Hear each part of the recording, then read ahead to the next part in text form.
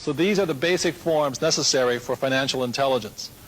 One is called an income statement because it has an income and expense, also called a profit and loss statement. There is also a balance sheet, and the balance sheet has assets and liabilities. And these are the very basics for financial literacy or financial intelligence. I soon realized the main cause of financial struggle was due to confusion between the definitions of an asset and a liability. My definition of an asset is something that puts money in my pocket. And my definition of a liability is something that takes money out of my pocket. The most important thing about being financially literate is understanding a thing called cash flow. I can tell the difference between a poor person and a middle-class person by simply looking at their income statements and balance sheets and figuring out which direction the cash is flowing. So I will show you the cash flow pattern of a poor person. Generally, a poor person, all they have is a job.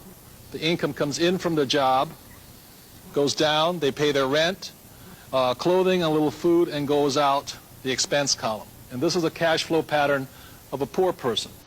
The cash flow pattern of a classic middle-class person is a little bit different. Income comes in this way, but with a middle class, they probably have a mortgage, they probably have car payments, they probably have credit card payments. It comes up again through the expense column and then out this way. So what you see here are the cash flow patterns of a poor person versus a middle-class person. So the cash flow pattern of the rich is different. The cash flow pattern of the rich flows from the asset column into the income column. So while the poor and the middle class are focusing on income, what the rich are focusing on is the asset column. And the asset column is the great secret of the rich.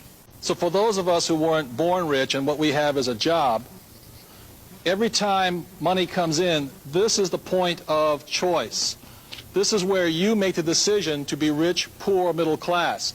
If when this dollar comes in and you take the dollar out this way, then it's your decision. If you go and buy yourself a new t-shirt, cappuccino, a new lunch, then you're choosing to expense it right out. You're choosing to be a poor person. If instead, when you get a pay raise or more money, what you do is you go and buy a bigger house, a new car, or you take a vacation on your credit card, then what you are choosing to do then is to be a middle class person.